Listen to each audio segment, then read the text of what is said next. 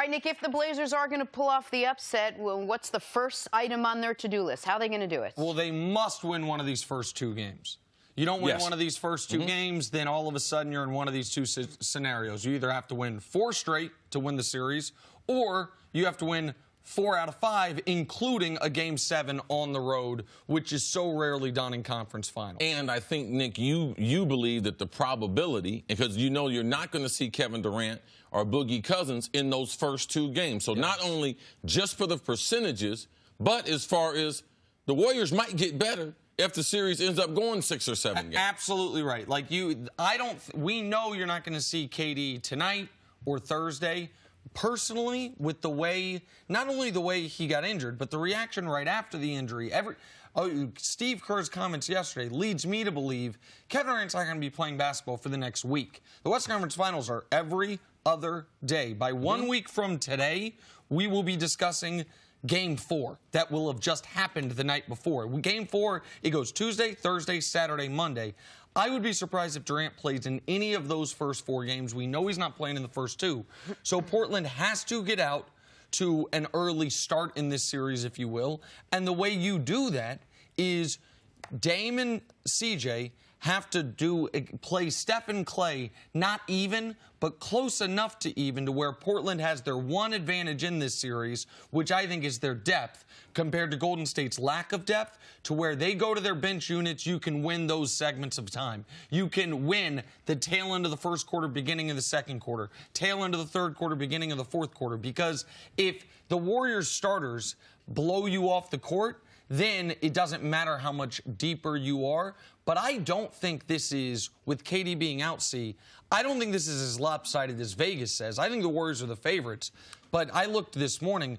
Warriors are minus 600. You have to risk $600 to win $100 for them to win the series. Vegas is giving the Blazers about a 15% chance to win. I think it's closer to a 30% chance, about a 1-in-3 shot. So I do think Portland has a plausible path, most notably because of the Golden State injuries. But every one of those paths involves them winning one of these first 2 games in Oracle.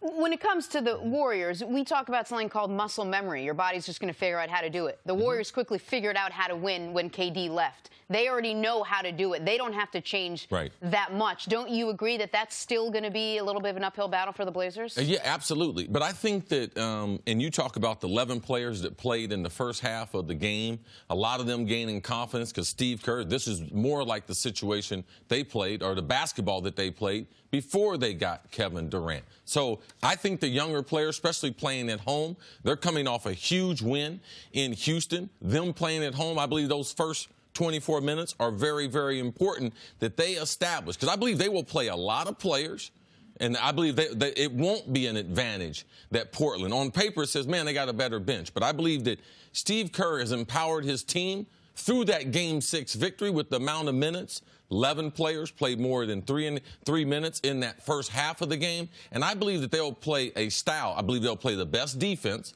They'll play with a lot of energy, and they'll have a lot of fun on the court. That was the style for which a lot of people fell in love with the Golden State Warriors, and I believe that Steve Kerr, what he did after game number 5 when they played that fabulous 14 minutes without Kevin Durant, empowering the team, letting everyone who dresses be ready to play, and I think that's the type of attitude they'll have starting game number 1, and that will carry them through the series. And so I look at that slightly differently. I think that is potentially a danger spot for the Golden State Warriors in this regard. I think Steve Kerr is a fabulous NBA coach, and he's even better, almost better as an NBA psychotherapist, almost better as massaging egos, making sure everyone feels respected and needed. But where Kerr's gotten himself in trouble, and where I think his biggest weakness is those in-game rotation decisions. And when it was pared down to we're only playing 7 guys, those decisions became easier for him. Once he played 11, and they had success with it in Game 6.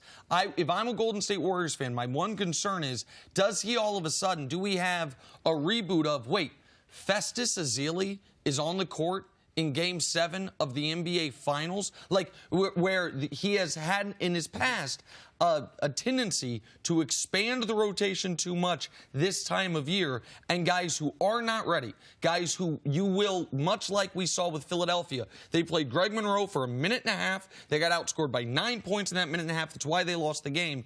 You can put a guy out there that is a bad matchup, that is not ready for the moment, and you can lose the game in those margins. So I understand it's nice that Steph and Clay and Draymond and Iggy aren't going to have to play 42-plus minutes throughout this series, but Kerr's going to have to be very judicious with the guys he realizes early on in the series can play in this series and the guys that are not equipped to play against Enes Kanter, Damian Lillard, high pick and roll. Well, you just saw what happened with Kevin Durant. There's wear and tear on this team. There's fatigue. The Rockets team played them hard. The Blazers and the Warriors played the second and third most minutes of any teams right now in the postseason.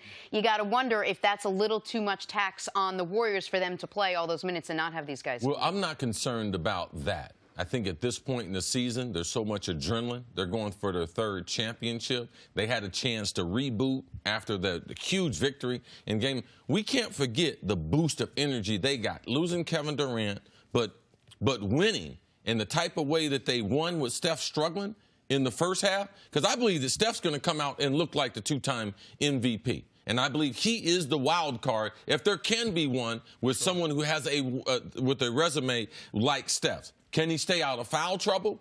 Because if he gets into foul trouble, that's one of the avenues for the Portland Trail Blazers to make this difficult on the Warriors. Thanks for watching. Subscribe here to get the latest from the show. Also, be sure to check out more of the best clips from First Things First, or go watch a few segments from our other shows on FS1.